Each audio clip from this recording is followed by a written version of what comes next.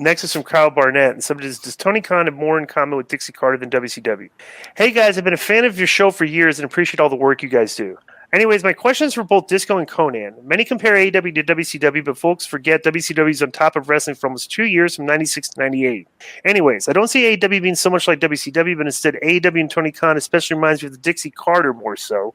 Here's a few comparisons I have for that. Tony and Dixie always seem to lean towards XWE guys more than homegrown talent.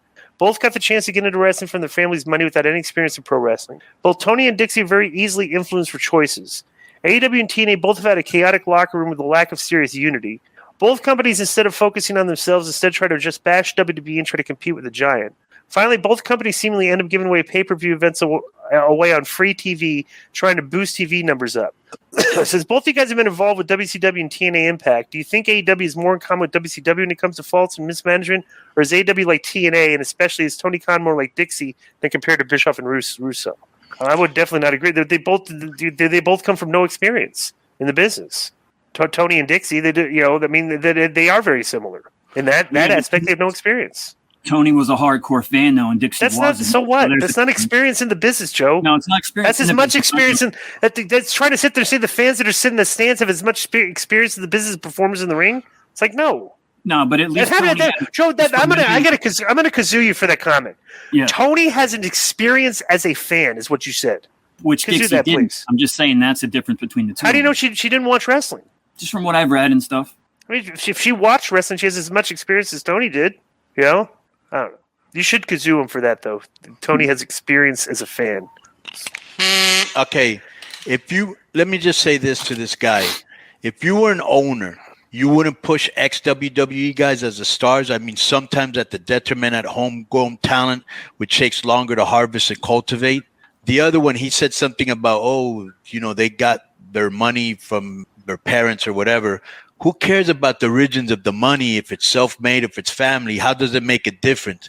It doesn't matter how much money you have or where it derived from, especially if you don't know what the you're doing. Okay, the locker room problem is a lack of leadership and not good locker room leaders.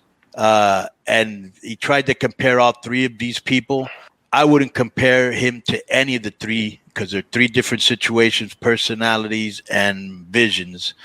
But the least would be Dixie, even though Disco thinks she's very smart. Every time I spoke with her, I left thinking she is clueless. And I had enough conversations to reinforce that. No, you're missing my point about Dixie. I said I think Dixie found out very early that she was getting worked and had no problem working people back. Like that's how they do this.